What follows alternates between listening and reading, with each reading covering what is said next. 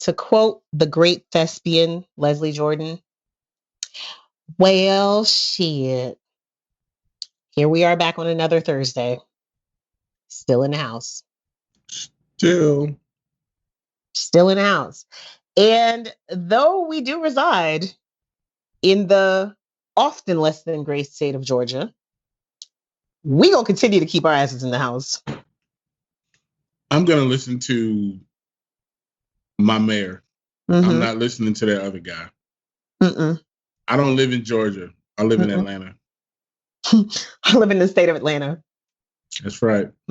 Well, I grew up in the state of Philadelphia, so I know what it's like to disown the rest of them niggas. Yeah. I, a former resident of the state of New York City, not to be confused with that other New York.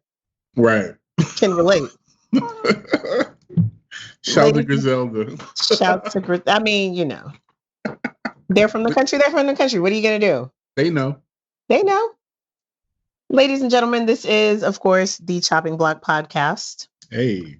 The audio iteration of two quite popular segments of the iStandard Producers website, which is the Chopping Block. Our track-by-track breakdown of album reviews or album releases, and the Credit Check, which is the most comprehensive collection of album credits you will find on these here interwebs. My name is Ty St. Boogie on these streets, and by these streets, I do mean social media. And I go by Two Gun Sis because I'm back on the streets, so I got my guns back. He's on these virtual streets because we're still inside. Right. But you can call me Scissor. Yes, and that's how you would find him on social media. Okay, so look, right? Last night, right before I fell asleep, I did my final perusal of social media. And this is going to force us to have this little discussion of current events a little backwards from what I had planned.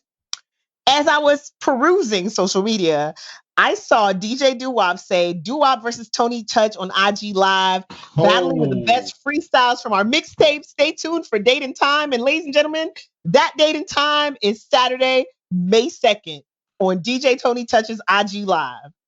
You guys. Okay. We got to do an age check. I'm sorry. I don't give a fuck about the other people. I'm very excited. I just wanted to shout my 30 and ups, my 35 and ups, who really understand what this means. And this opens up another can of worms, a beautiful can of mixtape worms. I am so happy that this is going down because I was raised by niggas like Tony Touch and Doo-Wop. So maybe next we'll bring back SNS and Ron G. We could rehash those things. Stretch and Bobito. I'm just happy. This warms my heart. Warms my little mixtape heart. So I think we've discussed on this show before that I literally wrote a book about mixtapes. I don't know if y'all realize this. I wrote a book about mixtapes. I have been just like, there's so much of my life is centered around mixtape culture. I was in a mixtape DJ crew, 2 of them actually, because I was an affiliate back in the era of the Gangsta Grills. Mm-hmm. And there are still songs that I can't hear without hearing Don Cannon and DJ Sense and Drama's drops all over them, like no matter where I hear the songs. Affiliates, you bastards. Right. Cannon, steps back. Like I hear them all the time. Man. I was in a DJ crew, like I said, shouts to Noise Mob. DJ Chuck T was in that. I was actually before that, I was part of oh my God, I was like a member of Hood Rich. I am a mixtape girl. So this, and then the fact that it's specifically the freestyles from Doo-Wop projects and the freestyles from Tony Touch mixtapes, because one of the things that I'm always talking about is the fact that there was so much amazing shit that happened in the middle years of hip hop, like in the 90s, that nobody thought to document. I'm a mixtape girl. So like, I know that like a lot of us have had that experience of having a song that you loved on a mixtape and that song was never released, or it was released as a different version. You didn't think to save or download or whatever that one record. All of our like all of our bootleg CDs have since gone blank. So the fact that these guys still have some of these freestyles, I can't wait to hear what they pull out.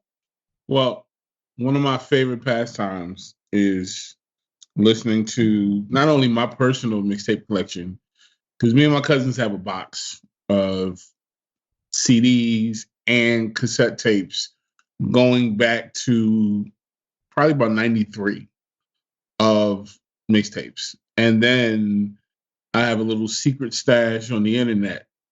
And I try to put a few people on, but the Internet Archive is an amazing place to find classic mixtapes.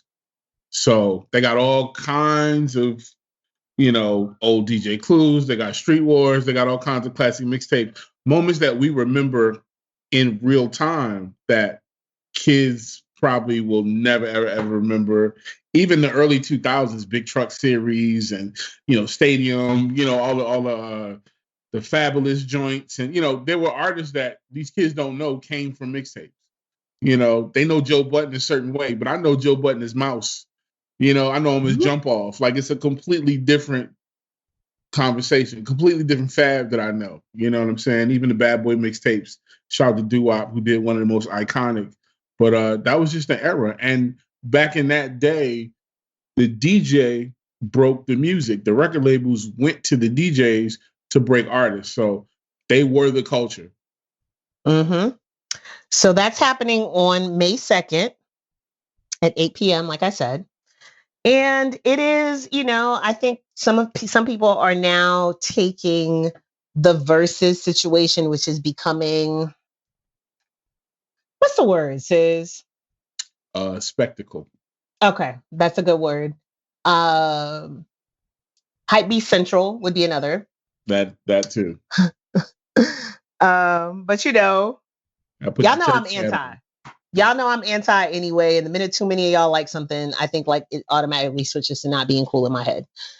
Maybe. I don't know. No, because I wasn't down with the shit from jump, really. Like, I still can't figure out a way to stream Instagram on my speakers, which are, like Google speakers that technically you can set up to do Bluetooth, but for whatever reason won't stay connected.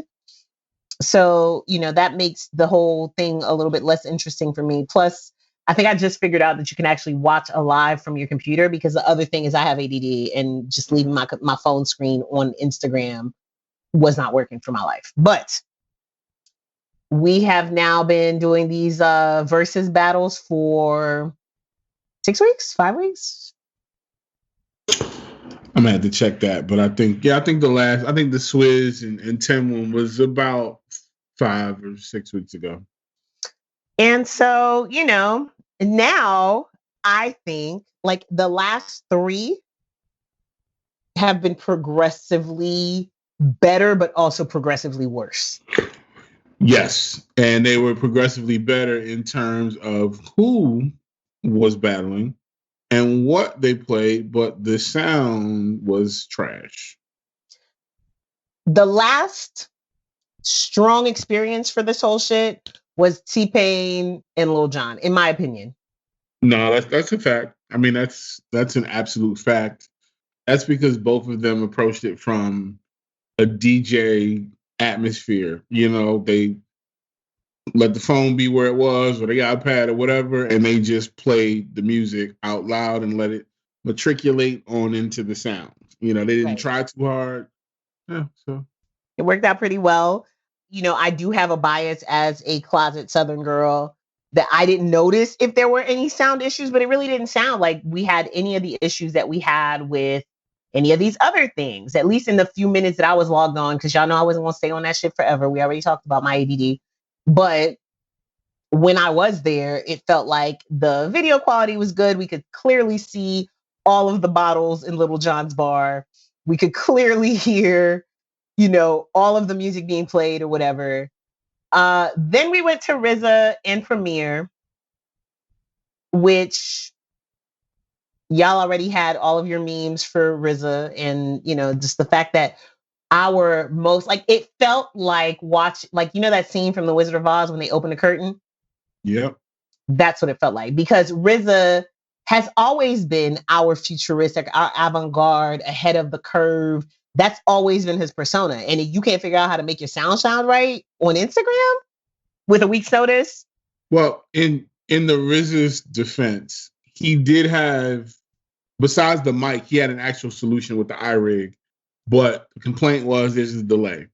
And I think one of the big problems with the whole thing is there's no middle person. There's no actual producer of the event. There's no person who's literally telling each person what to do, how to do it, when to do it, or whatever. So it's like me and you trying to have a conversation while we're trying to play our music. So he thought a mic was a good idea. It was a terrible idea until somebody told him, oh, plug it directly into the mixer. But the iRig stuff, when he used it, wasn't bad. The problem is he's listening to the audience. You know, what do the comments say? They said it sounds bad. Let me change it. Let me switch it. Let me do this. Let me do that. And it's just the whole thing. It's a shit show because there's no standards. There's no control. There's clearly no sound check. There's clearly no standard across sound. Hey guys, you need this, you do that. Like when we do the iStandard shows, we let the producers know in advance, this is what you need to bring to the table, right? This is what you need to bring. You show up, you have this will be a smooth show. Even with our online situations, this is what you need to do. We'll take care of the sound, make sure it sounds good. That is up to Versus. Versus is responsible for making sure that it sounds good, and they are failing miserably, and it's making me sad because these are, Tidal is winning. Tidal is the big winner in all of this. Yep. Because after you hear these terrible renditions of your favorite song, you run a Tidal, Elliott Wilson and the gang already have the playlist up, and I've been living off of playlists for the last 3-4 weeks. Mm-hmm. And I've been foregoing the battles because I know that I can go listen to the playlist. There you go. It doesn't matter to me. So we heard that with RZA and we had our jokes and we were like, oh, it can't get no worse than this. Clearly after this shit, somebody is going to say, hey, let's figure this thing out. And then here comes Teddy Riley's non-social distancing ass. With 6 motherfuckers in a room, a small room. This man had an assistant, a hype man, a DJ, and 2 more people, right? Yeah, he had a whole camera crew. So right, there was a camera crew. Right. All to render absolutely unlistenable shit. Now, Teddy tried to do too much because Teddy had already said, I'm not doing this Instagram shit. And he had his mindset on doing it on Omnis Player or whatever that thing's called, his website. Mm-hmm. And at the same time, he was trying to do the Instagram thing, or his poor assistant was trying to do the Instagram thing. He was doing a live concert on his other website. Oh, is that what it was? That is exactly what it was. And it was crystal clear, DJ, Breon in the back, dancing, and it was just a whole party. And it looked on his amazing. Website. On his website. Yeah. Is that where you were watching? No, I saw it afterwards. Oh, okay. But that's why he was getting the feedback too, because he was running 2 recordings. So the mic that he had was actually for his live performance. I mean, I watched it. They had performances from him, Dave Hollister, and the whole little Black Street. None of them practicing social distancing at all. But I mean, maybe they're all sheltering together. Maybe they're shooting some kind of amazing like Black Street reunion reality TV show, and they're all in the house together. Well, he's got a show called Teddy's House, and there you go. He said he said I only live here with my mom. He says just me and my mom. So he gave himself away, and I'm like, please don't kill Dave Hollister. You could die, Teddy. Don't kill Dave Hollister. Like Dave, I know he called you came running. I hope maybe it was like an older episode or something. I don't know, but please don't kill Dave Hollister. That's my one request. So, of course, there's probably, if you care about these things, there's probably nothing Sis and I can tell you about this Teddy Riley Babyface battle that you haven't already seen in memes and on your timelines. And of course, that if you quote unquote stayed on the feed late enough, they announced they're going to do Dr. Dre and Diddy next. Dear Sean Combs, I would use your middle name, but I don't know what it is. Puff Daddy, Diddy, P. Diddy, whatever they're calling you this week, I am counting on you to be the bougie, extra, get money Harlem nigga that you are, and not allow these niggas to subject you to the same level of subpar audio quality that we've been getting. I want you to remember that Swiss Beats is from Yonkers, and you know Yonkers is touch and go. And he grew up in Atlanta. I want you to remember that Virginia is still in the country. It's still in the South. Don't let these niggas do you. My nigga, Diddy, Puff, Sean John. That's your middle name, John. Sean John. Just don't, okay? Like, please work it out. Thank you. Let me remind you that Harlem niggas are the most extra niggas on the planet, as we saw with Teddy Riley and his extra Harlem ass. So, yeah, be the get money Harlem nigga. Don't be Cam. Because Harlem niggas are extra. Like, I'm going to tell you how extra they are. They're so extra that Teddy Riley pretended that he did not have a charger just so he can go get a keyboard. Oh, because God. Babyface pulled out his guitar and knocked some panties off during the intermission.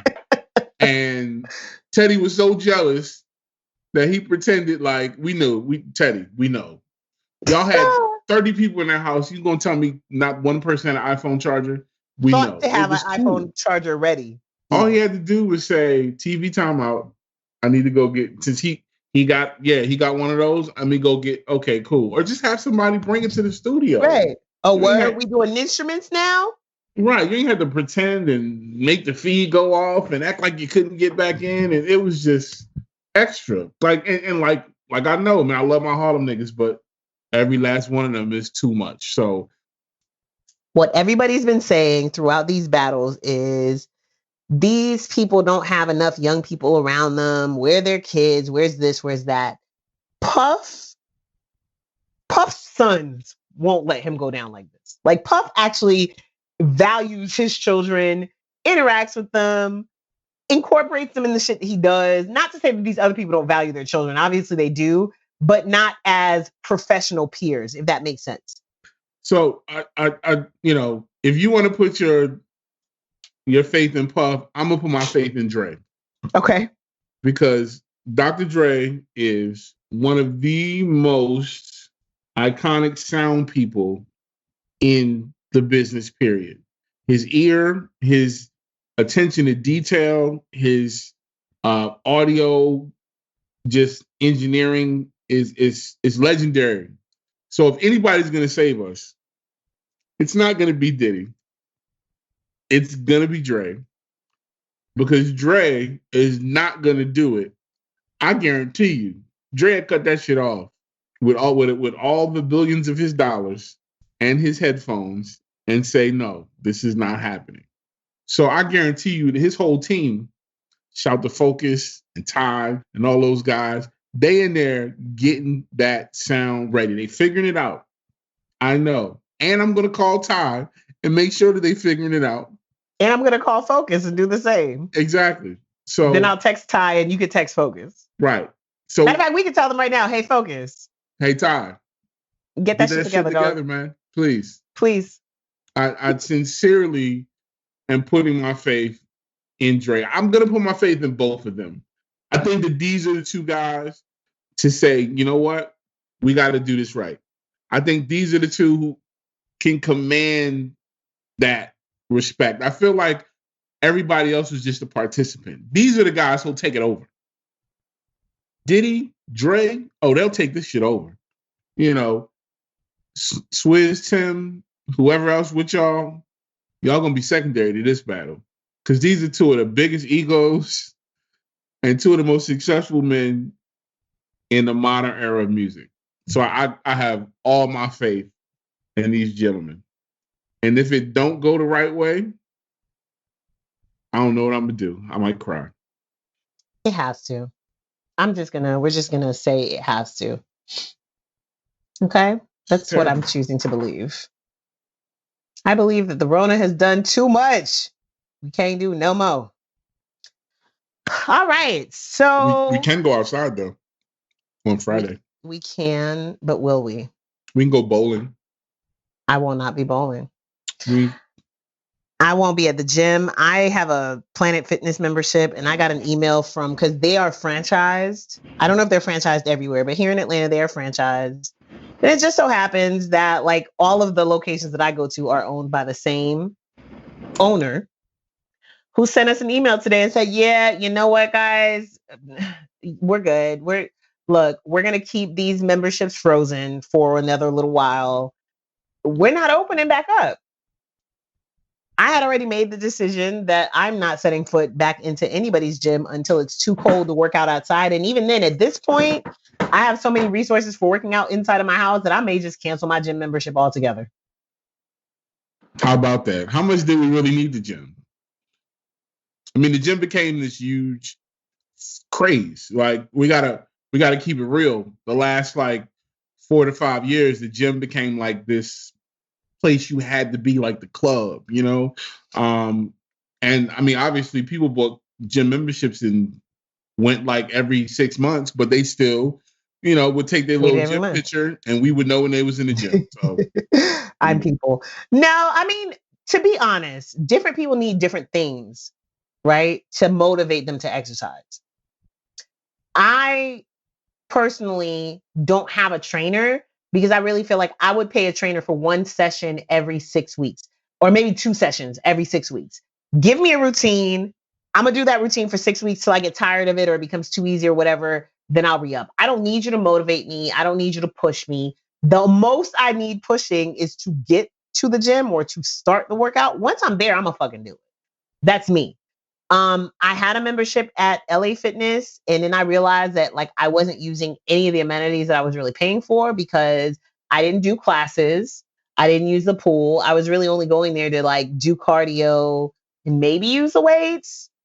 So that's why I went from LA Fitness to Planet Fitness. Now, because I didn't have a car for a good part of the last like 12 months or so, I had to figure out a lot of time, like, okay, if I like, do I want to, well, shit, because I didn't have a car and sometimes did not have the money to Uber to the gym and back. I had to figure out a way to work out in my own house. So I don't need it. Some people need to be able to go with somebody else. Some people don't have enough weights at their house to be able to have an effective workout, and they need to be able to go to the gym where they have access to heavier weights and equipment and all this other shit. So I'm not going to say that everybody doesn't use the gym, but this girl who really just works out enough and is just trying to get small enough that she can eat whatever the fuck she wants, I don't really need to be in y'all gym.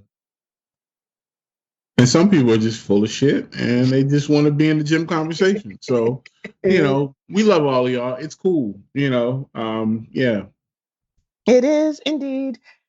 Elsewhere, of course, people are still trying to figure out how to get their money up. I want to shout out DJ Envy because he did something that I have been actually trying to work on. And so because he did it in one way, it's causing me to tweak mine a little bit.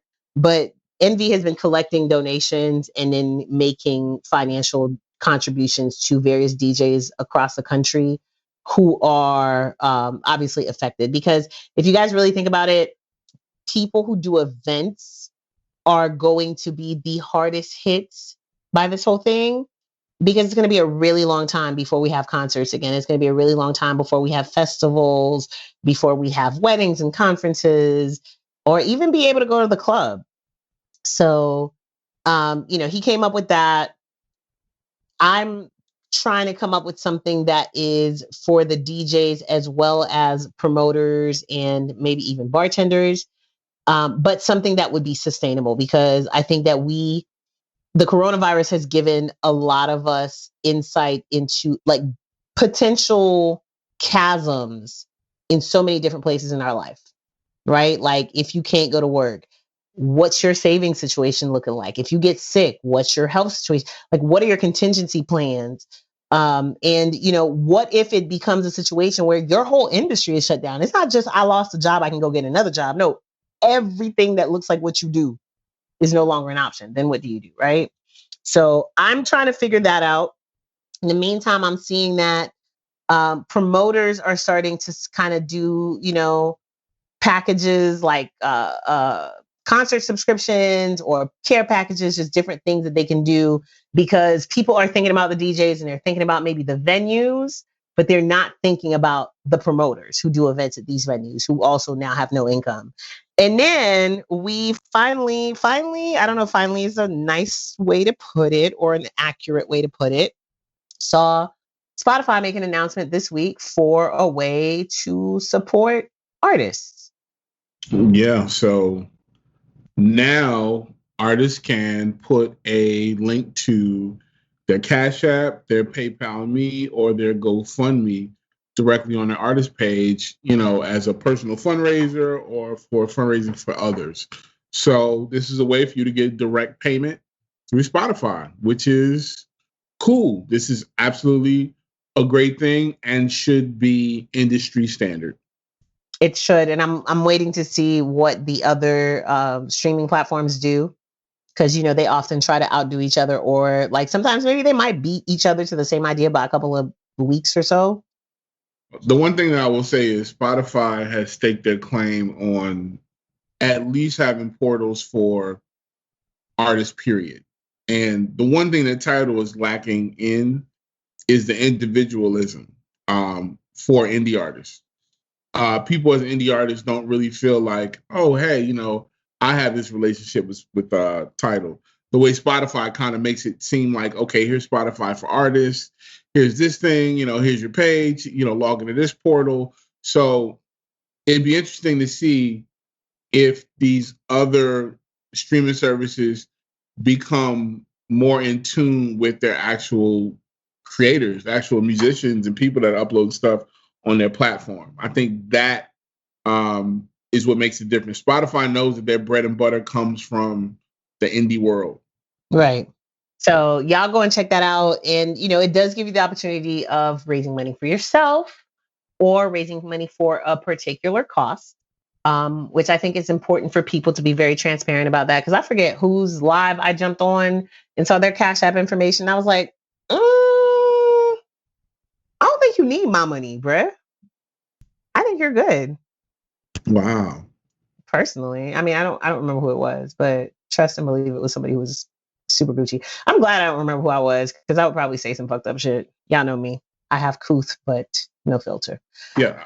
Okay, so the most interesting piece of producer songwriter news I've seen in a few days is that Pitbull has now has a sound trademark on that sound that he makes at the beginning of most of his songs, that yell that I can't obviously repeat in audio right now because he has a trademark on it.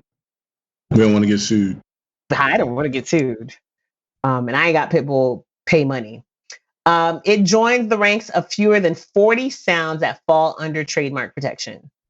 And they're saying that they think that this trademark is the first trademark call sign, or what do y'all call it? Tag, by a music artist.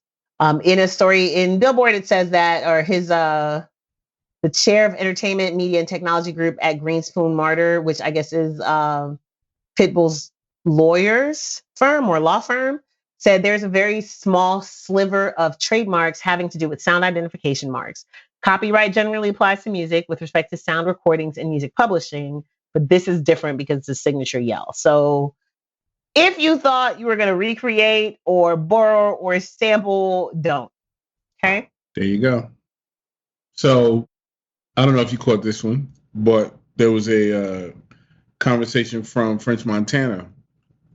Apparently, French thinks that he has more hit songs than Kendrick. And French is not wrong. Does French Montana have better songs than Kendrick Lamar? No. See, what's a hit? What's a hit? I think. Are we doing Billboard? I think that's what we got. That's a metric. It's got to be radio. It's got to be airplay. So how many top 10s does French have? Because Kendrick's got a lot. All right, let's look at that real quick. I think somebody went and did the math and was like, they called French out on bullshit. Did they? Because see, I felt like when I heard it, I definitely felt like it's another example of people not fully understanding the statement and reacting. Like, y'all are reacting to the idea of French Montana being a better artist, maybe, which we know is not the case. Like, he's not a better rapper. We know that shit. But let's see. No, I'm just gonna say that he doesn't have more. He doesn't have more hit songs on the Billboard metric than Kendrick. Okay, so let's take a look at it real quick. We're looking at just straight up and down US, no R&B, no rap, just US. Yeah, so we got French Top with 20? one number one. We got French with one number one hit and 4 top 10s on the Hot 100. Kendrick has 2 number ones and 14 top 10 hits and 37 songs charting. So he is doubling up French on songs and hits. What songs? And the only reason why I say that is because, like, I mean, again, I've said it, I'm going to say it again just so that nobody thinks that they need to come into my comments for any particular reason. Like, we know who the better rapper is. But I just feel like if I had to think about shit that I heard in the club or shit that I heard in the radio, I feel like I'm hearing French more. So I feel like I've only heard 3 or 4 French songs that anybody would call a hit, like No Stylist or Unforgettable, right? Kendrick has whole albums that have charted in the top 10. So Swimming Pools, Bitch Don't Kill My Vibe, Love, Poetic Justice, Humble, Loyalty, DNA. All of these joints peaked at 2, 6, 1, 6, 5, 7, 3, 2. And that's just one album. I didn't even get to the other stuff. All the Stars, corrected. King's Dead. You know, we just don't think of Kendrick as just the hit guy, but Kendrick is one of those rare artists who is of substance and who actually charts and who sells albums. French is just a guy who's good for a single here and there. That's true. What's interesting to me is the song that I would have thought would have been like the highest performing definitely is not, which is All Right. Like, I just don't know why I thought All Right would have definitely been top 10. All Right is the one that did not even crack, like barely cracked the top 100. Like, it peaked at 14. 50. No, All Right peaked at 14. That's not what fucking Wikipedia says, but I'm on Billboard Hot 100. My bad. I just couldn't, like, I don't know why the last few times I've tried to like just look at one person's Billboard history or it's been weird, right? Yeah, I haven't been able to find it, so I didn't even try to go there. So okay. Luckily for this one, it worked. I stand corrected. I mean, either way, it was some goofy ass shit for French to say, but French is a goofy ass nigga, and he got y'all talking about him again. Listen, and that was the whole thing. It's like, French. Listen, French. Okay, French, we let you in. All right. Here you are. And when I say we let you in, French ain't no rapper. French was never a rapper. I know French from the street, from selling DVDs. Okay. Yeah, French, you got cool enough with enough people. You finally got in the studio. You got on and you make a hit. Well, you make a song that people like every now and then. Right. But, French is more of he's more of a personality and more of somebody who hangs around. Well, I'm just gonna say he hangs around with the Diddies and this, that, and the third.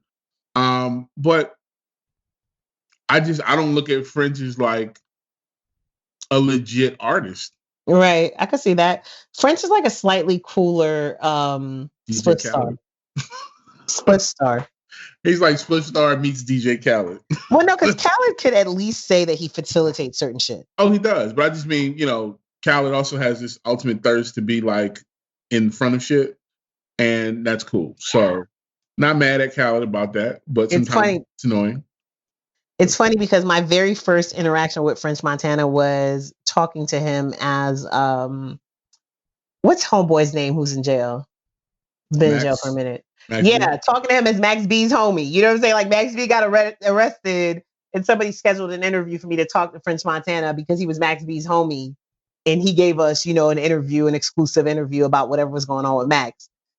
You're still so-and-so's man, so-and-so's homie. Right. He's always that other guy, but he's just, he's found a way. It's like nowadays in the Instagram era, like if you have success and you can stun a little bit too, you'll get your pocket of fans.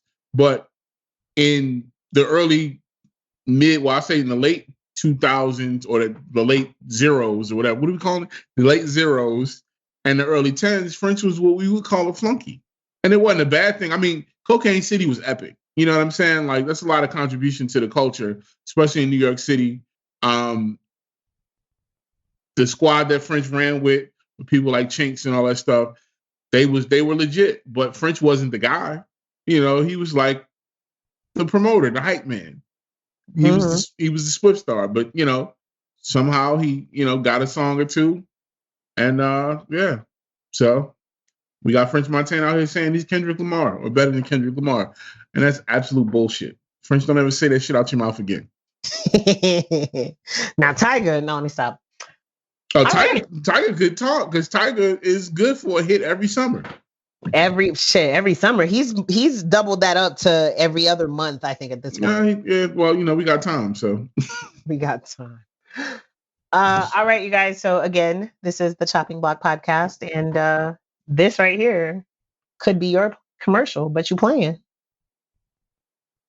I just wanted y'all to sit with that silence for a second and just realize how much better it sounds with us talking, first of all. And second of all, what that wasted opportunity looked like. That could have been your ad. Alrighty. New music came out last week. A lot of really good shit. And I don't know how I missed everything. Y'all wasn't gonna tell me, like, okay, well, let's go in order, because I don't wanna. I work so hard to come up with like a good little strategy for us in the show, and then we get on and just start running our mouths, and I don't pay attention. Actually, you know what? I be ahead of myself. So nobody was gonna tell me that The Dream dropped an album.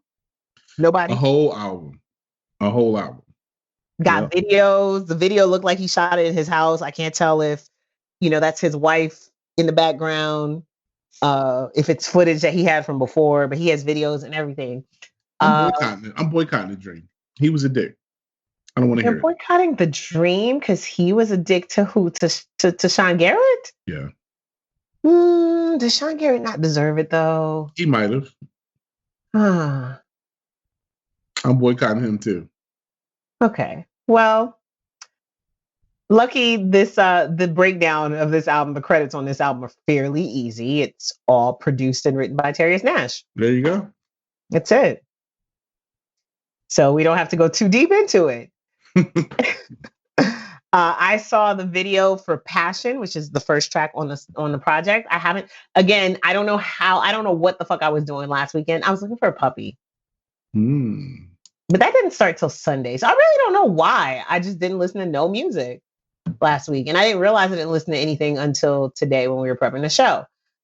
So there are, I want to say 16 tracks on here. Is there a Sex Tape 3? There was.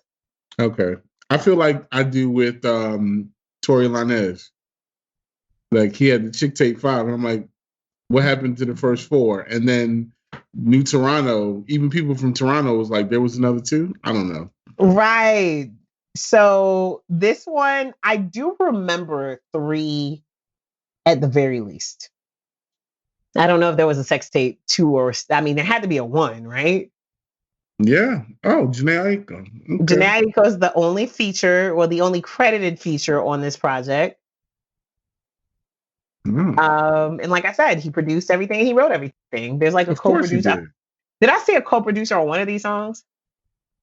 No, I think you saw Janae Aiko. Yeah, her full name, her whole entire full name. And then everything else is, you know, producer, The Dream, composer, Terius Nash, lyricist, Terius Nash.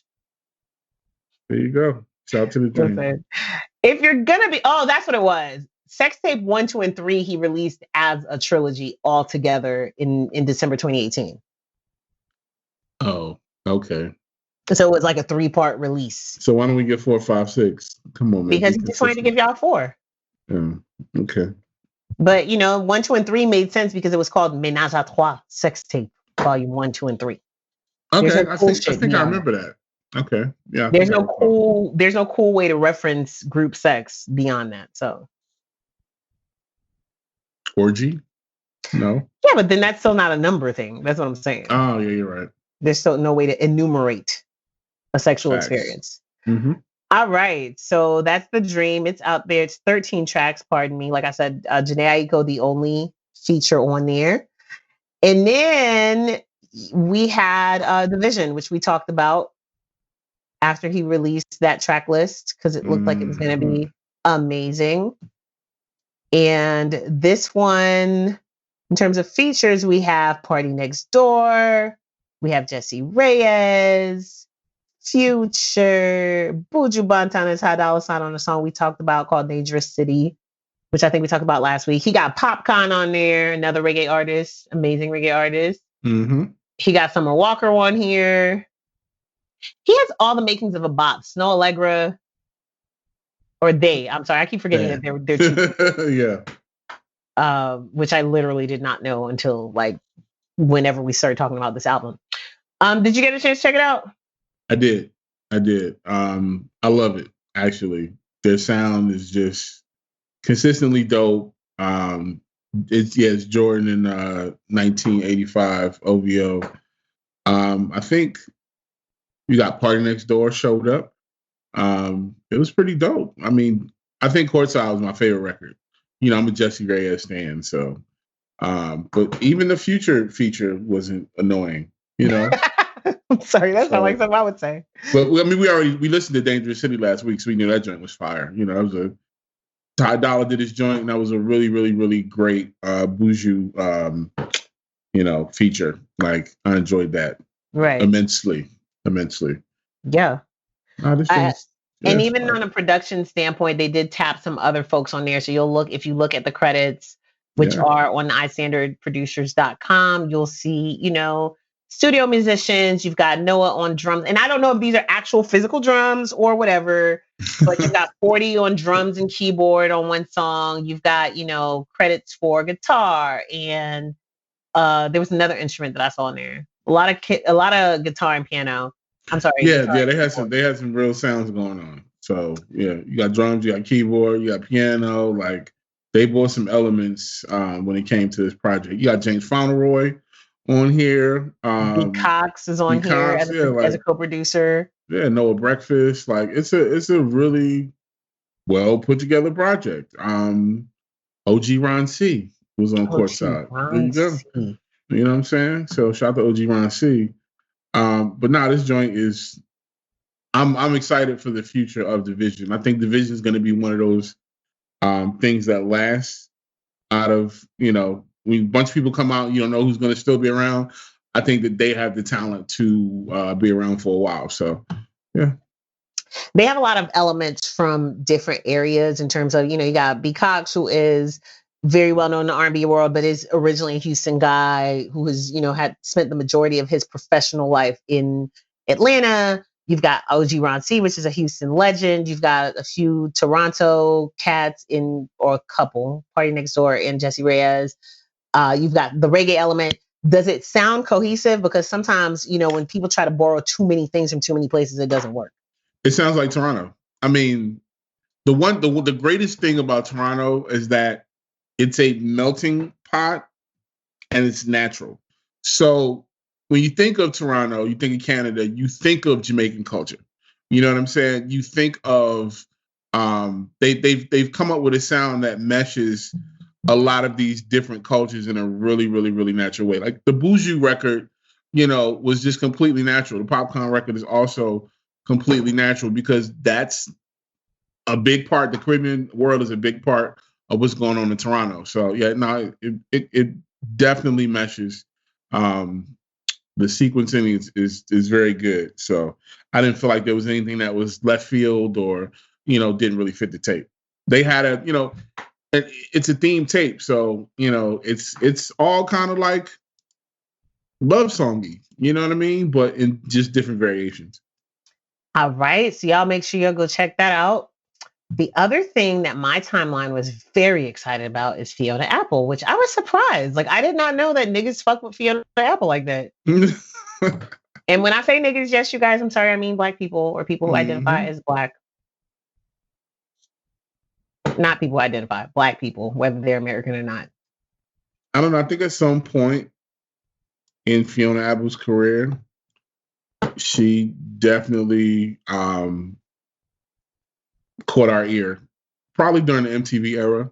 Okay. You know, so she was in that MTV era, that MTV buzzworthy era, where, you know, Good Charlotte and a lot of those Blind Melon and all that kind of stuff. Yeah, things that we still remember. You know what I'm saying? Okay. Eric Clapton. You know, so yeah, I think she still has a lot of fans from that era too. So from that era, back when we were growing up, kids, when Sis and I were in high school, used to hear various genres of music on the same channel at the same time. Wow. It wasn't like a rap block, then a pop block, then an R&B block. It was like, hey, here's good music, guys. Listen.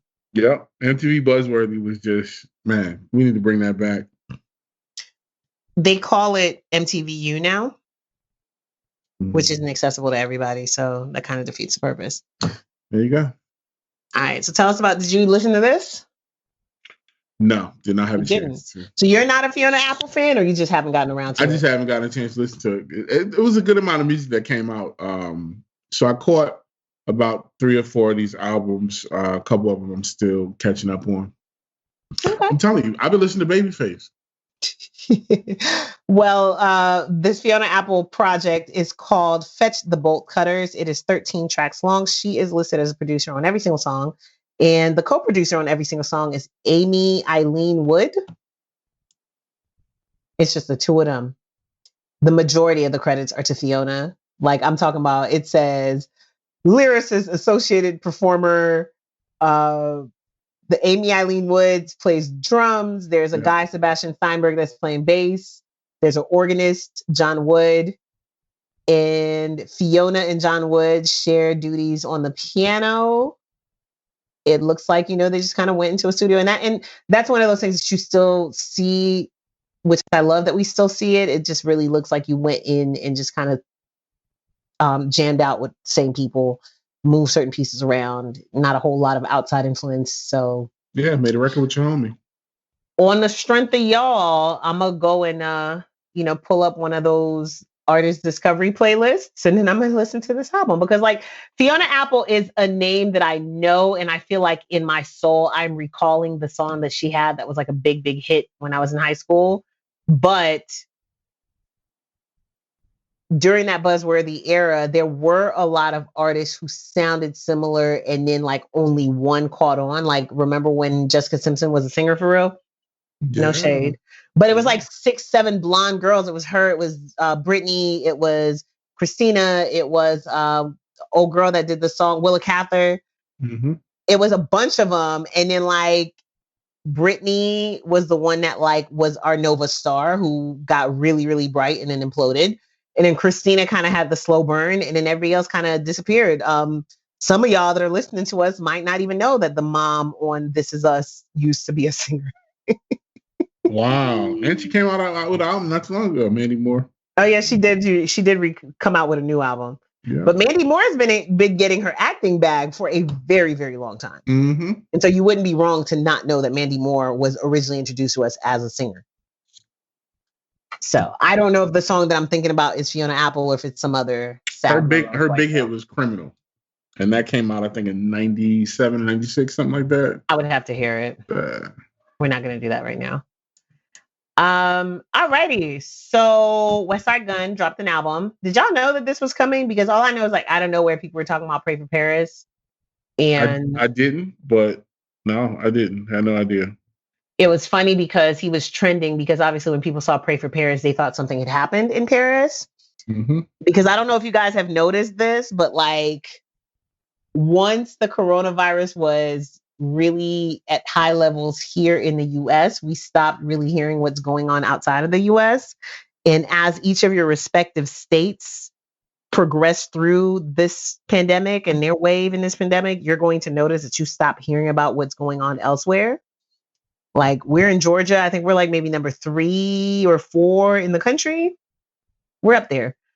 I haven't heard news about Pennsylvania, Illinois, bunch of middle states. I don't know what the fuck is going on in Oklahoma. Like, I don't. So I know Kentucky went up because those idiots went outside to protest, and all of a sudden they had a spike in cases. So, and we know Florida is Floriding.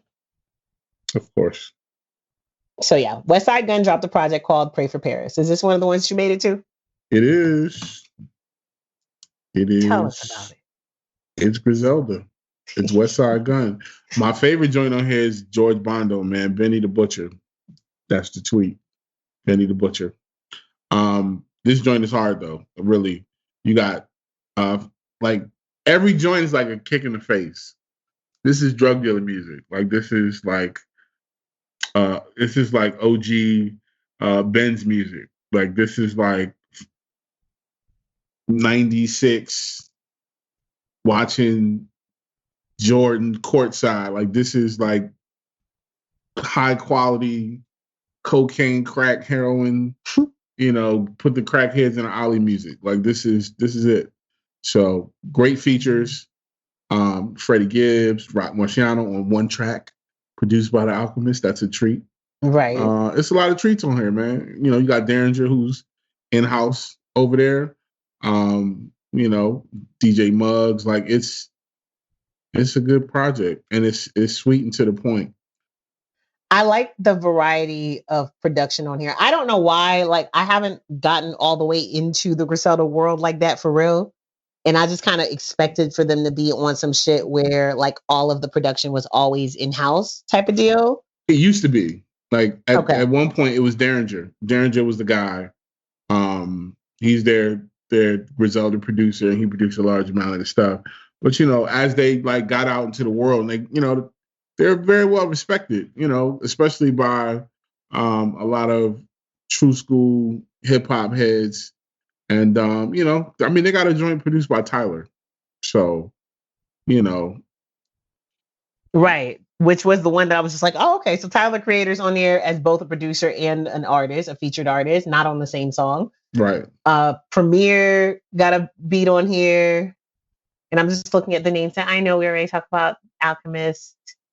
And so it still looks like they're working with a couple of people that are maybe not bigger names or maybe in-house. Mm-hmm. But yeah, no, definitely. Maybe I'll listen to this tomorrow. This journey is hard. Yeah. I'm telling you, this journey is hard. Maybe I'm gonna, just like have even Wale bought his A game. Wale bought his A game. Yeah. When Wale does well on a song, it never fucking surprises me because that's always my problem with this fucking guy is that like he makes music that I can actually enjoy. And I'm like, fuck, man. Like, I don't. Oh, Lauren. Oh, Wale. Maybe one day. Wiz Khalifa dropped a project called The Saga of Wiz Khalifa. And this is a mixtape or it's an EP? It's a I was high moment. Well, it's 420. It's an EP. He always drops an EP on 420. Okay, so this came out Monday? Yes. Yeah. Okay. 420. Yeah. It's on brand. Mm-hmm. Of course. On brand. Appearances by Meg Thee Stallion, Ty Dolla $ign, Mustard, Quavo. Who else? Tyga, K Camp, Logic. Surprised that there aren't people from within his camp. Although Ty Dolla $ign technically is part of Taylor Gang, isn't he? Yeah, you got Ty. Ty's on there. So tell us about this because we've already addressed the fact that I haven't heard shit this week. So the one record that I listened to was the Meg Ty Dolla $ign joint. It's bopping. I mean, Wiz is gonna hit you with that airy, melodic, happy ass, I'm high as shit music. And this is more of that. So shout out to my guy Paul Cabin, I Standard alumni, getting his work in. Paul Cabin. I think he's on the south side of Atlanta. He's originally from the West Coast, but I think he's on the south side of Atlanta. Okay. I know. So cool. So y'all go and check that out. And then we had a couple of joint. Oh, wait. Oh, I couldn't forget. I'm sorry. Got to shout out DA too, man. Got to shout out DA. Can't shout out the I Stand Alone without shouting out DA. DA got that dope. It's funny because I just unearthed my old mixtape and I got a joint with DA on my old mixtape. So shout out to DA and shout out to K Camp on that same track. Did you figure out a way for you to share that mixtape with us again? It is on bouncegang.com. There you go. All right. And then the baby. The Baby dropped a project called Blame It on Baby. Yeah. What it's called? Okay. I listened to it. That's actually, interestingly, maybe that's why I didn't listen to nothing else, because I listened to that and I was just like, So here's my my takeaway from this The Baby album. The songs that I liked, I loved. And then the rest was disappointingly lackluster. Mm. He has 13 songs on here. One of them is Nasty, which interpolates an Ashanti song. I forget which one it is, but obviously he got her on there and Meg.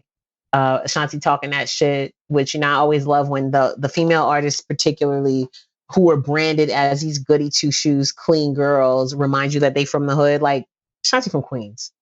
The Sophisticated Queens is the originating point of Sophisticated. This is what I believe. So she's on there talking greasy. I enjoyed that song. He has a song on here where he really felt like, okay, so my second takeaway from it is that The Baby has a lane in a pocket that he lives in and produces music in, well, not produce, but, you know, creates music in really, really well, but seems to want validation for something other than that. Namely, that y'all keep saying that, you know, that he has the same flow. Yeah, not just him. I mean, also his producer Jetson. I mean, okay. Him and Jetson did like that same thing, and that's what we like them for. But they both kind of seem like they just want to get away from it. So, I didn't hear a lot of people saying great things about this project. Nope, I didn't listen to it, but I also did not hear a lot of good things about it. Yeah, I'm gonna have to dip into it, just kind of formulate my own opinion. Mm-hmm. I just wonder, you know, about his ceiling. Like, there was a point when I thought, like, okay, this guy is taking us by storm. He's a big personality. You know, we're starting to like really like this kid. And I don't know, maybe the pressure's getting to him. But when you drop, you gotta come with an impact. If we say you're a star, if we say we give you that mantle and we give you that platform, then you got to deliver. It's not easy. I think what it may be is that there are people who just really cannot step outside of themselves too much. They don't want it. They want to really be comfortable in that space that they've been in. And in that regard, he may be harder to coach because he's kind of happy in the space that he's in and may not be open to other ideas, even as much as he seems to be looking for some kind of way to get away from what he's become known for. So I don't know what the conversations are that are going on around him right now while everything is shut down and who's talking to him or whatever.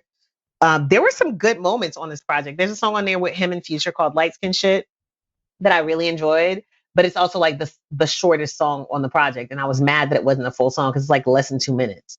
I was mad that wasn't a full song, and Future is on there. So if I was mad that I didn't get to hear more Future, that tells you something. I think the joint with Quavo was also good. So like I said, the things that were good on here were really good. And then the things that were lackluster were really disappointing. Well, you know, one of the other things is he's put out 3 albums in like a year. That part like 13 months. And when you're just like, you got to give us a chance to breathe, and you got to give yourself a chance to reload. And, you know, because your creative spaces are going to overlap. You're going to be doing the same thing. And by the third time you do it, it's going to feel a little stale. Right. So exactly. I think we might be, you know, we might just have too much baby. Like baby on baby. Right. So, you know, we just got that, and then you had another one before that. And like those joints, they, you know, the first one was like, oh crap, who's this guy? And the second one was like, all right, cool, you know, he's got some range or whatever. And this one is like, you might be doing too much. Might be doing too much, friend. We had a couple other joints on the project. I mean, on our credit check. Shouts as always to young Darren, who keeps it eclectic and puts us on all kinds of new shit. I'm not familiar with Rina Sawayama, but she put out a project that apparently that a young Darren feels that y'all should be aware of and should listen to. So y'all make sure you go check that out. It's called Sawayama. Sawayama. Y'all can't fuck that up. And then also Lido Pimentia, which is a female artist, I'm assuming from Colombia because the name of the project is Miss Colombia. There you go. So y'all go get some culture. We can do it together. I'm gonna go get some culture with you guys. Yeah, now Darren is always great for that. He does a lot of Moneyball. He does a lot of analytics. He digs into certain pockets and he finds stuff.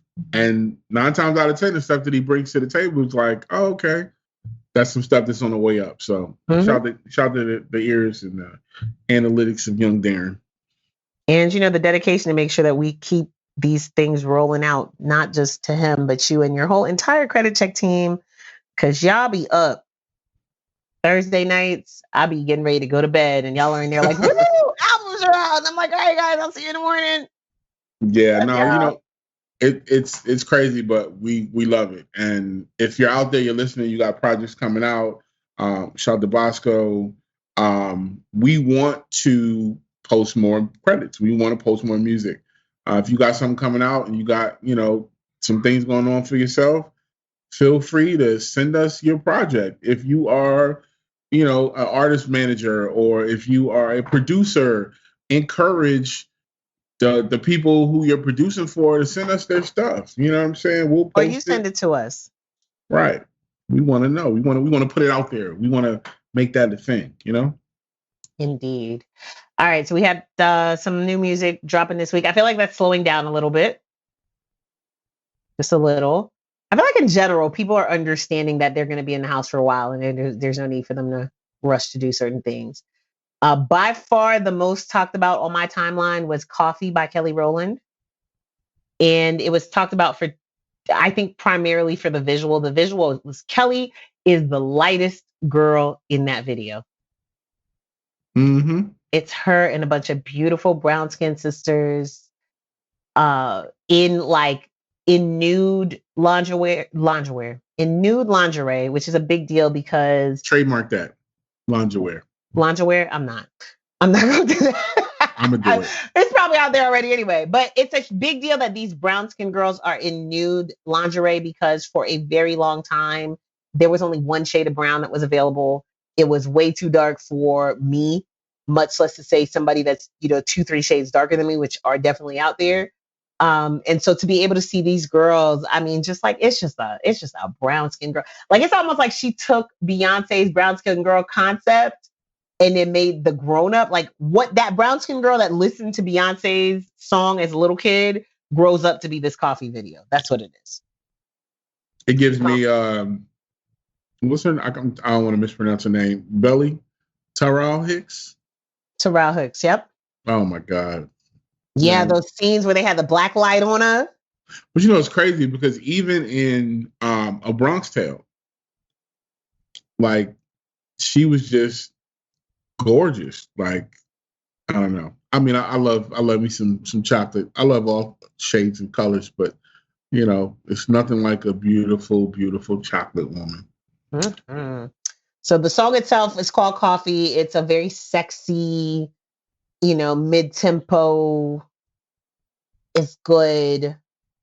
Y'all go support Kelly Rowland. Y'all love Kelly. Y'all like Kelly more than any of the other girls in Destiny's Child anyway. Like if we're 100% honest. Oh boy. Y'all do. Even more than Beyonce. Keep it a buck. Please don't get us come for. Please don't come for us. Don't come for me. Come for her. Beyonce loves Kelly. Listen, we all love Kelly. I ain't saying Beyonce loves Kelly more than any of the other girls that was in Destiny's Child too. I'm just having a little conversation with the Beehive right now. She said it. I did. So this week in Can't Get Right with K Camp. Oh boy. It is April 22nd, and K Camp just released a Renegade remix featuring Quavo. Now, let me tell y'all the history. Lottery parentheses Renegade. Shouts to Renegade, the producer, because shouts to Reezy Renegade, my guy.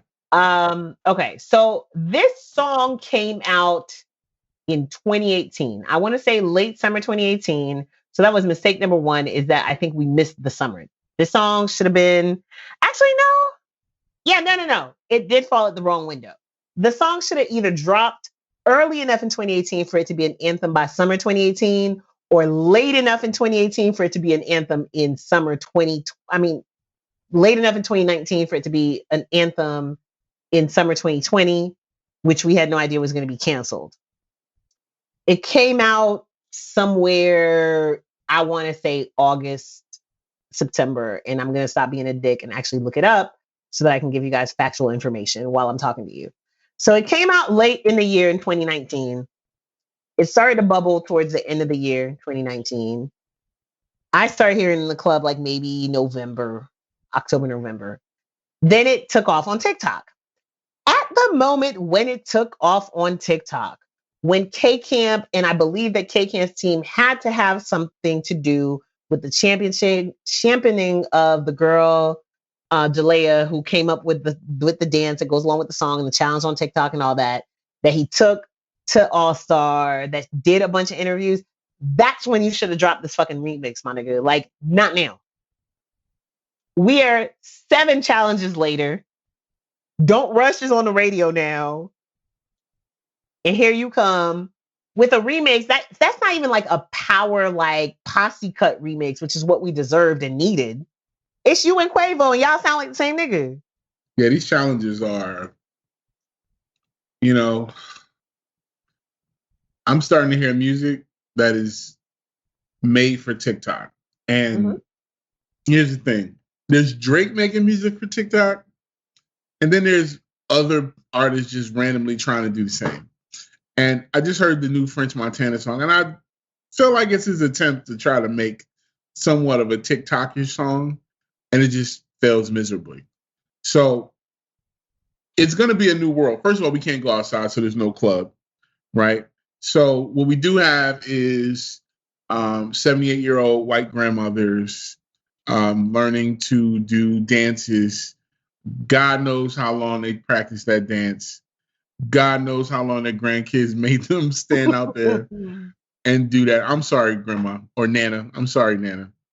But this is where we're going right now. This is where we are. We are at TikTok and Triller and, Voicey. Voicey's the new one.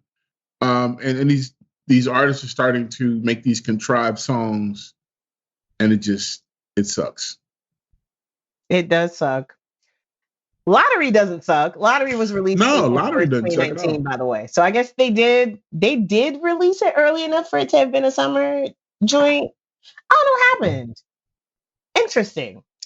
I mean, here's what happened. And it's the same thing that happened with Doja Cat's 5th single that blew up, Say So. Say So. Right? Okay. Some things work for TikTok.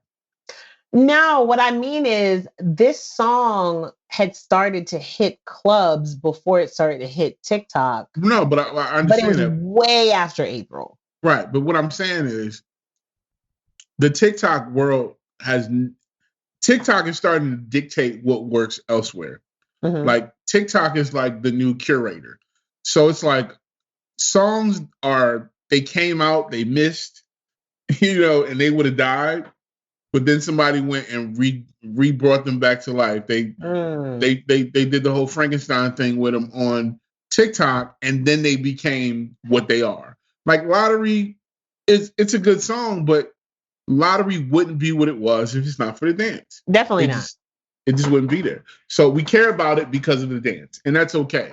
But that's the era that we're in, and we got to get used to it. We're going to start caring about songs because of a TikTok dance. Which is unfortunate because Lottery is the perfect example of a song that wasn't properly promoted.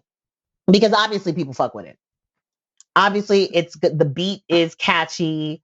The go part, like nobody knows the actual hook, but that part is catchy. And I feel like me coming from an old school, street promo background, I feel like this could have been like I remember the first time I heard it in the club. Well, I remember hearing it for the first time in the club.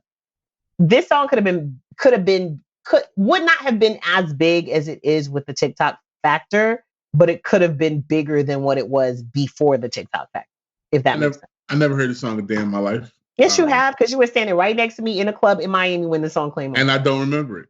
There you go. So that says everything about it. Like, I just feel like now things that are animated are going to get the attention, whether they're good records or not. I'm going to say there are a lot of records that are good that are underpromoted. But what I also say is we like this record because of the dance, not the other way around. Okay.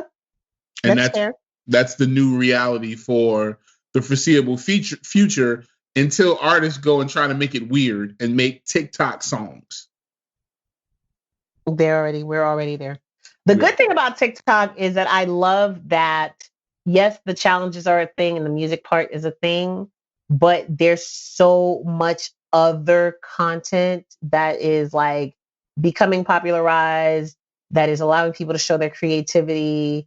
A lot of these mashup videos, a lot of these, like you can take I saw one of my girlfriends took a clip from Real Housewives of Atlanta and used that. So there's a lot of, like, it's fun. I wish that I had or that I didn't have the level of social anxiety that makes me just not even able to try. I think about doing a TikTok and I get tired. So I actually learned the Renegade dance with my kids. Of course. But I ain't record that shit because I got social anxiety too. I would have done one if my nephew would have did the Tootsie Slide with me, but my nephew's 14, so he fake indulges me when I ask him for shit. He'll say yeah, knowing that like he has no intentions on actually doing it. Who else? Oh, you guys. Desiigner got a new song out, you guys. I'm sorry. He does. He does, and it's not trash. It is not trash at all. It's actually pretty good. Yep. It's called Survivor. Mm-hmm. It sounds like all of Future's children that are auto-tuned sing-songy rappers, but it doesn't sound like Future. Right. He's actually intelligible in this song. You can understand what he's saying. I couldn't believe it. Of course, because he's Desiigner, there had to be a whole ball of porn attached. And so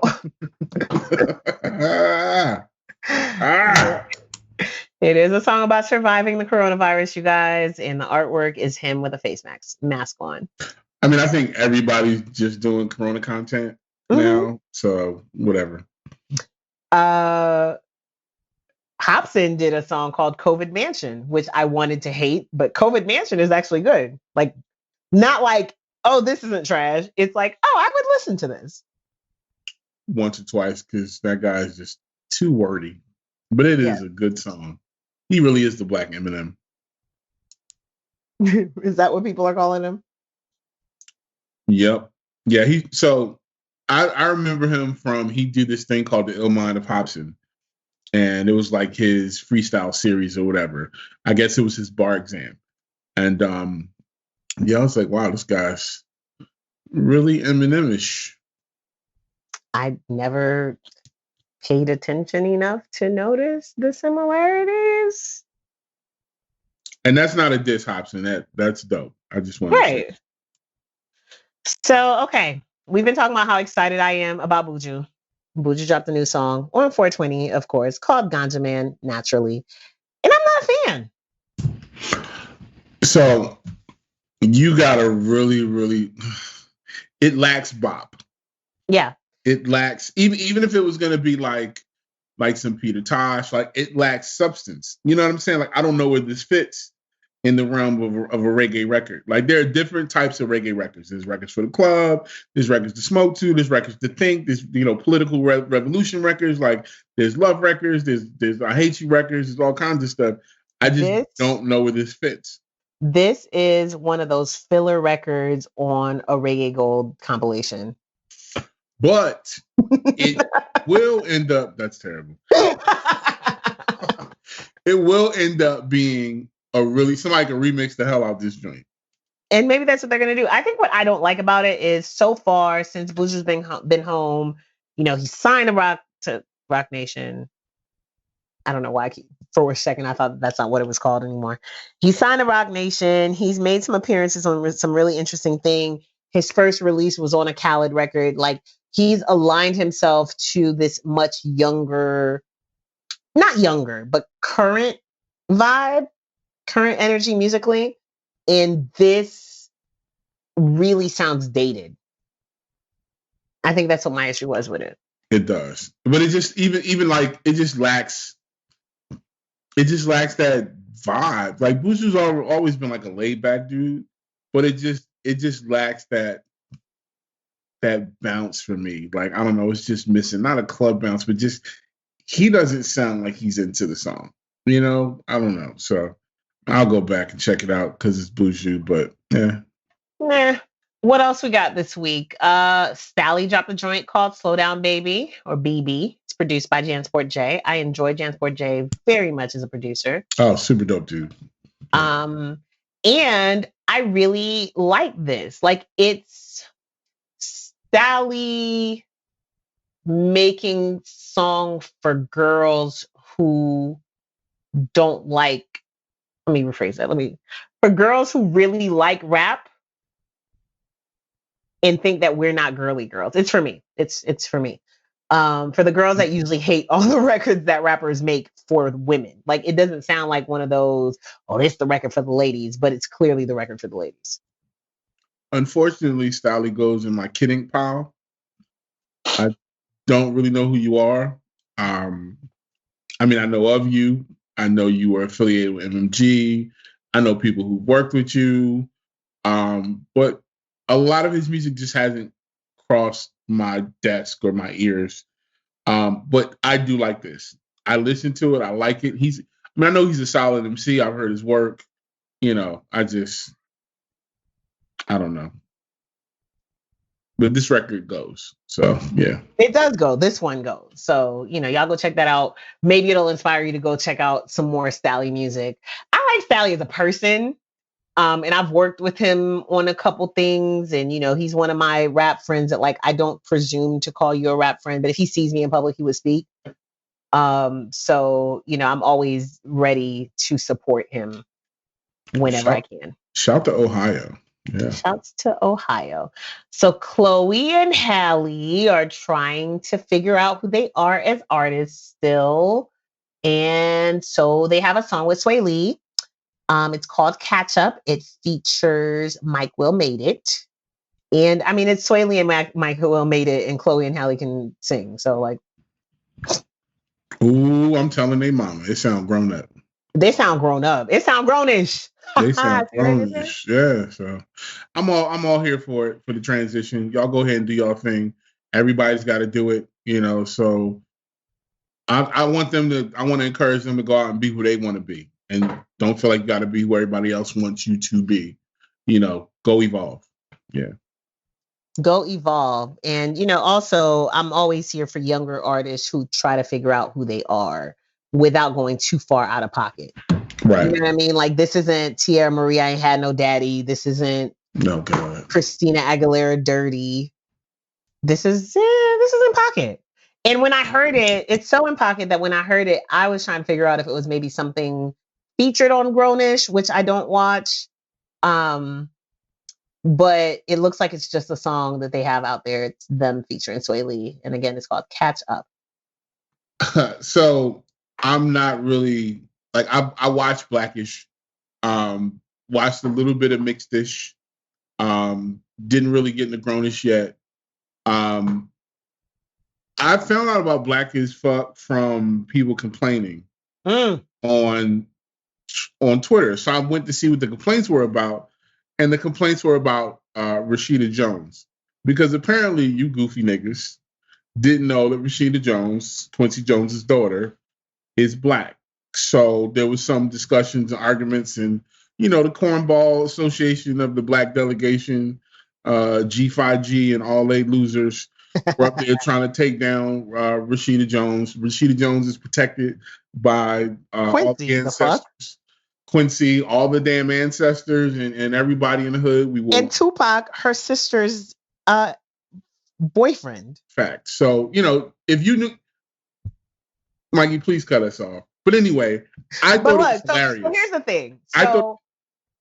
Part of people's beef with Rashida is that when Quincy Jones and their mother, Peggy Lipton, broke up, Rashida went with her mom and was effectively raised white. Kidada, her sister, stayed with their pops and was effectively raised as a Black woman. First of all, that's getting too much into their fucking business. No, but they put it out there. Like they said this in interviews. But I'm just saying at that point, it's just us getting way too deep into their business. Okay. Because go ahead.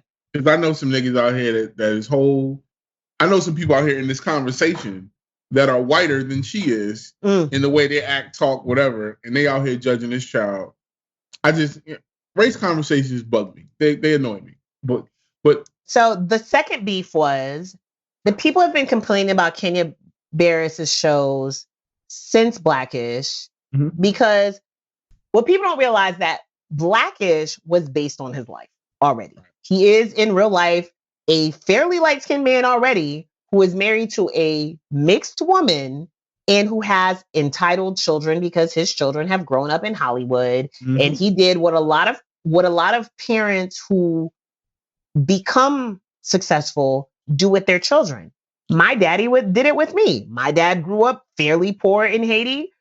My dad went on to have a successful career and made sure that his daughters, specifically because we were girls, I think, just didn't have to deal with certain shit, never experienced certain shit. Like I remember the day that my mother, it was a straight up sitcom moment, the day that my mother decided that she wanted to cook all that horrible shit that Black people have learned to eat as a culture across the world because that's what we were given, the scraps. So like she made tongue and pig's feet, chicken feet, goat blood is a delicacy in Haiti. All that shit she made in one day. And my little bougie ass went into the kitchen and asked the cook to make me a sandwich. I relate. So that's part of the beef is that now Black as Fuck, which is the mockumentary real life version of Blackish, aka the closer to real life version of Kenya Barris's life, they were mad that the kids were too light skinned. That there's too much light skinnedness. There's too much, like, it doesn't reflect real Black people. Wait. We got to, come on. Listen, I am a dark skinned child of a light as fuck daddy who grew up in a blended colored household. Light skinned people on this side, dark skinned people on that side. Let's not have an ignorant conversation about who's Black enough, right? Where also we don't understand genetics, right? Let's just not, and that's my problem because before Obama, I feel like this mixed conversation that's been forced on us by white supremacy did not exist. In marketing, maybe. We were complaining about color, but wasn't nobody saying you're not Black. It was you're light skinned, you're a house nigga, you got that good hair, you got that bad hair. Like we had whole brawls about complexion, skin color, whatever. But wasn't nobody walking around talking about something, you ain't Black. Right. You ain't that. The other complaints that I've seen, I saw complaints about it's too many light-skinned people and how come all these shows got to have these light-skinned looking, particularly the women. I saw people complaining about the fact that so much of the show was centered around Kenya's concern with white gays and how white people are viewing him in Hollywood. And I saw one really, really well-written analysis that talked about, the lack of depth in the show, to which I call bullshit on everything because it's a fucking TV show, you guys. Like it's not It's a TV show. And it's a mockumentary. And it's a mockumentary, which automatically implies satire, right? So it starts off with his daughter saying that her dad is a race baiter. Like, it's literally the opening scene.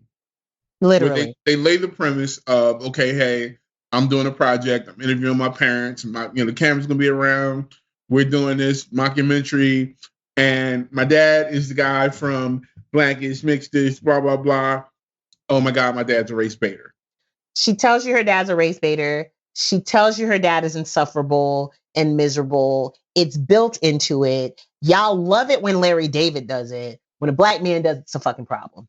Black people are always portrayed on TV as one extreme or the other. Either we're doctors and lawyers and we're super rich, or we're drug dealers and thugs and strippers. And there's never any regular people. And when I saw that one, that was when I made my last comment, and then I tapped out.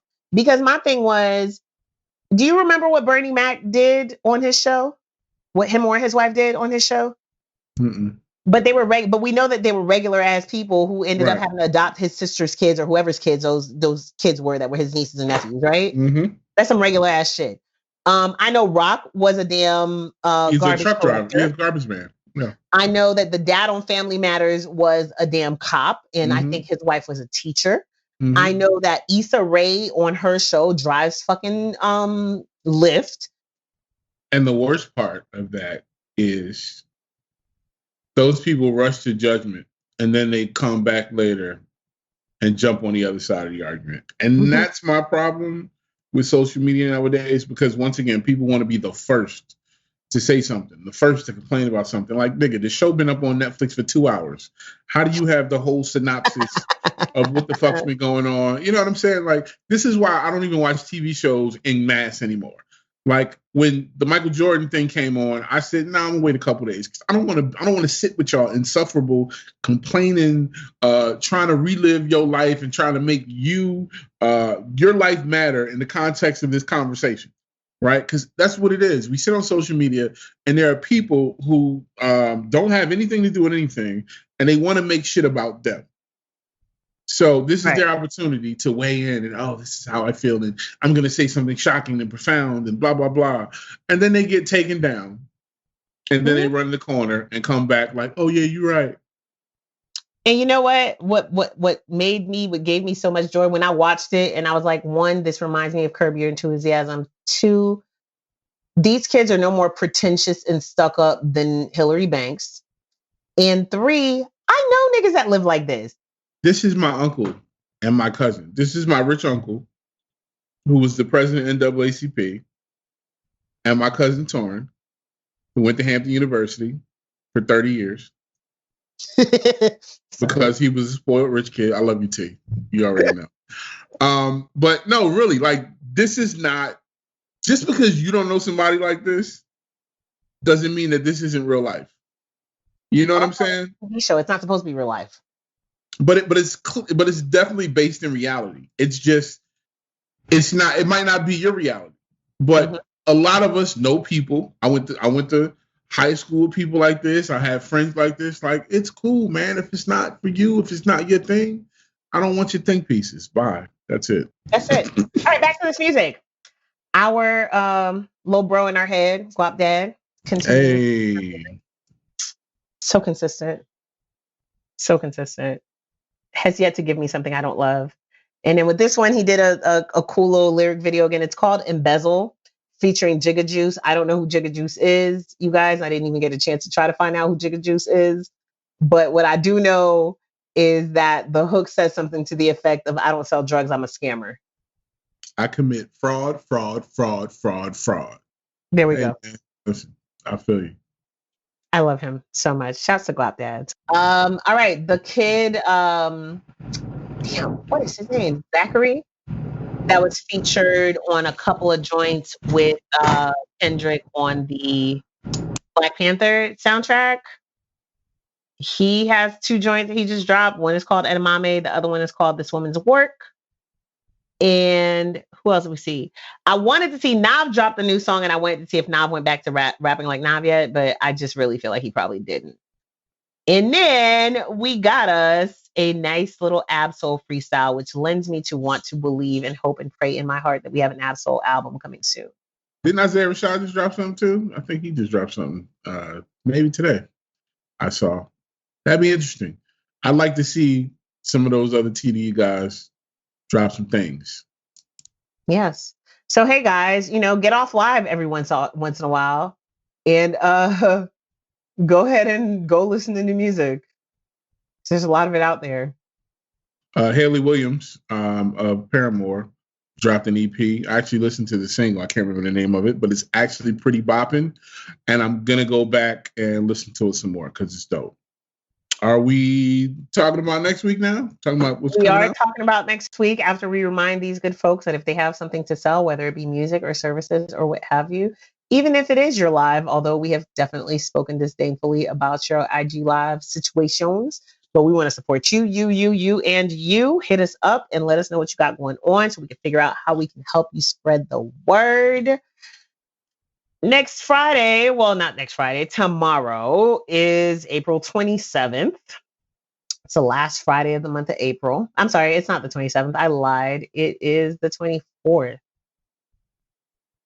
I'm looking at the 27th because John Connor is dropping his project on Monday, and I'm helping them to get the word out about that. So what do we have tomorrow for these good people? So what I care about, Alina is dropping It Was Divine, and I'm very happy about that. Need a little bit more R&B in my life. Who is now? Lena Barres. Okay. We got E40. E40's dropping another joint. The Curb Commentator, Channel 1. How many albums does E40 have?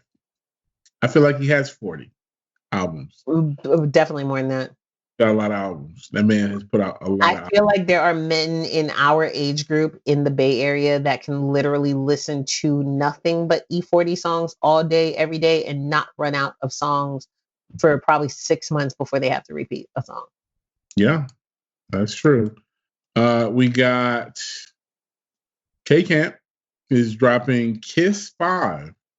I'm going to assume that's a mixtape. And once again, where was Kiss 1, 2, 3, and 4? I don't know. They're out there.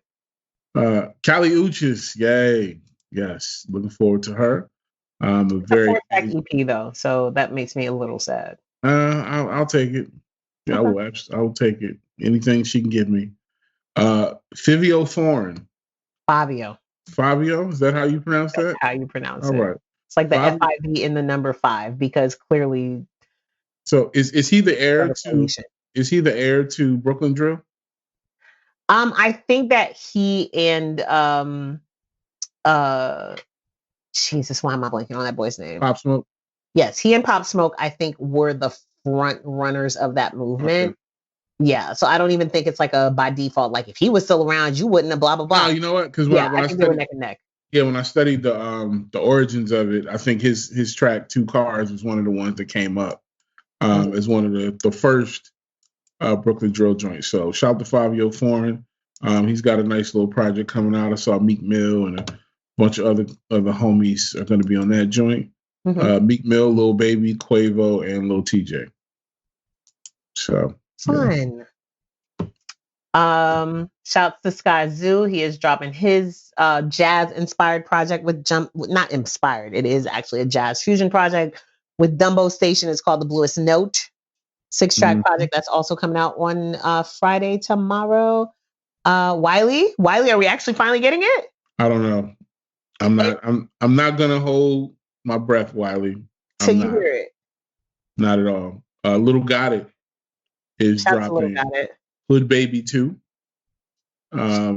Quell Chris and Chris Keys are dropping Innocent Country 2.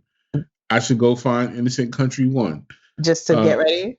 Quell Chris is dope. He's probably one of the unsung talented artists. He's married to Jean Grey. Is that correct? He is married to Jean Grey, yeah. And they've released music together as well. Yeah, but he's a super dope, talented dude. He's coming out with Innocent Country 2. Yeah. Can't forget Young Boy, Never Broke Again, Young Boy, who was on Instagram with his homie shooting guns, running around somewhere with Floyd's daughter. It's yeah, he's dropping 38 Baby 2. 38 Baby 2. Okay. Again, this is the last Friday in April, you guys. That was the longest year. I just really feel like each month since January has been a whole entire fucking year. Next month we can look forward to JoJo, Lil Baby, Bishop Nehru. Who else do I see? I'm just scanning through just some of the names that I see. Rico Love is dropping an emerging women of R&B, which I think is very interesting, and I'm really excited to see it. The reason why I think it's interesting is because there's a certain producer who does a lot of talking on social media, namely Instagram. A lot of y'all may have forgotten that he is a producer who at one point his chosen platform was about how R&B was dead. And I said to him, you know, if you put out an R&B project showcasing all the new talent that's out there, people would listen. And he didn't listen to my advice. And that was 10 years ago. And here comes Rico Love doing it 10 years later. That was not a very veiled sub at all. It was wide open. And if he heard it, he would know I was talking about him. And I don't give a fuck. That's our relationship. Deontay Hitchcock dropping next month as well. Bon Jovi coming out with a joint called Bon Jovi 2020 in May. Weezer's coming back.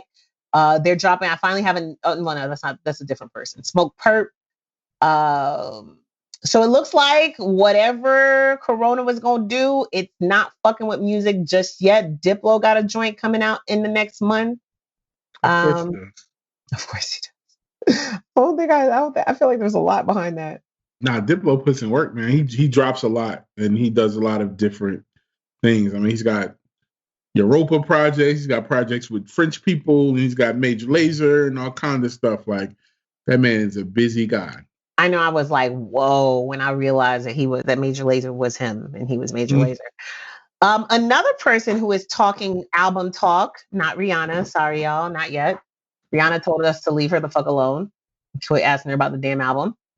But Lady Gaga is now talking about her project, and I've seen everything about it except for when it drops. Well, not everything. I've seen the name and the track list. So the project is called, hold on, because I don't want to say this wrong, Chromatica. It is the 6th album by Lady Gaga. It looks to be 16 tracks long, features Elton John, Blackpink, Ariana Grande, and those are all the features. And when that's your only features, I think you're already telling us what type of time you on. So the hashtag is LG6, hashtag Chromatica for you monsters out there. I think that's what you call yourselves. Get excited. Are you not excited about Gaga? Of course I am. Oh, you're not. Cool. I'm a Lady Gaga person. Well, it depends on which one we're going to get. But I'm here for the shenanigans. So real quick, I listened, was it this week? Because you know these weeks be feeling like whole entire months. What I did listen to since the last episode that we did was that I actually played Ready to Die from track 1 through the very end, track 18, for the very first time. What? Ever. Yes. I don't know how it's happened. No, actually, I can tell you exactly how it's happened. It happened because when Juicy dropped, I hated Juicy. Then the next song was One More Chance, but the version on the album was not the version that was on the radio. And when I figured that out, I was just mad. And I just like flipped the table over and never listened to the rest of the album. So that's the best part of that song. There's 3 versions and they all bop. Now I know that. But at the time, when I didn't know who the fuck a Biggie Smalls was, I wanted the version I heard on the radio. That's not what I got. So all these years later, I finally listened to the album from beginning to end, found out that there was only 3 songs on there that I actually had never heard before. And my redeeming quality is that Life After Death is one of my all-time favorite albums. And I know that album from beginning to end, ad-libs, sound effects, skits. I know how many times the nigga on the skit where at the beginning of Pray for My Downfall, I know how many times he breathes. Wow. Like, I know that album. But now I finally got context for the opening intro to that album. And, it stood up. if you listen to Life After Death now and you were listening to it for the very first time, I think that, and I don't know if I feel that way because I still hear so many of these songs in the club anyway, but it feels current. It doesn't feel old. So that was my adventure in music this week. I think I'm going to do one of these every week for you guys. There you go. So if y'all have recommendations for things that you think I've maybe never heard that I should listen to, you're probably right. I'm pretty fucking green. Actually, you know what? Y'all don't even got to give me one. I'm gonna go to the Chronic next, and then Doggy Style. What? Yes. Is going on right now? Says whatever. Back in the day, you could buy a cassette single, and I didn't have to listen to the whole album, and so I bought the fucking hit that I like. Listen, fun fact about me: to this moment, if I hear Gin and Juice, my instinct is going to be to sing the clean version because that's what I've heard most. Wow. Okay. So we're going to listen to Chronic, and you guys can give me some suggestions. Shouts to Apollo, who was the only person that actually caught that my Lizzo reference the other day. You still need to send me your Cash App so I can buy you a drink. But yes, you guys, I have classified Lizzo's music as Old Navy commercial music. Music from Old Navy commercials, or the songs that you listen to at an Old Navy store that you love, but immediately forget when you get to your car.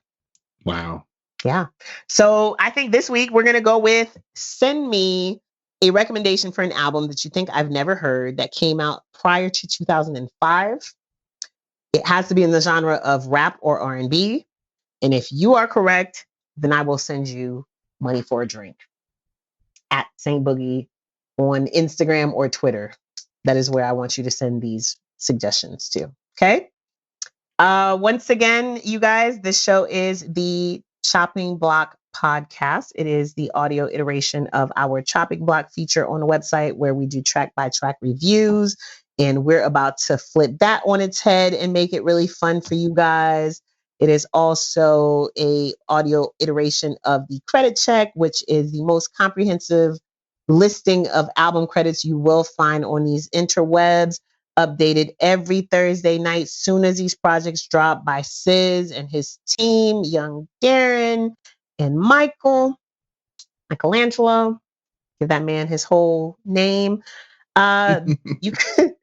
You can find us on social media. We are at the Chop Block Pod on everything except for Instagram, where we are at Chop Block Pod, and we about to get real active on these socials. He is at Scissorp215 on everything. And she is at Saint Boogie on everything except for Facebook, because y'all ain't friends, and don't send her a friend request. Please don't. Let's not make it awkward. And the brand is and remains at iStandard, doing it for all music creators everywhere. Shouts to our producer Anatomē, as always. Shouts to our recording home 12 music group. We can't wait to get back. Oh my God, I miss you. Miss you guys so much. And yeah, we're out. We'll see you guys next week. Still in the house. Stay in the house.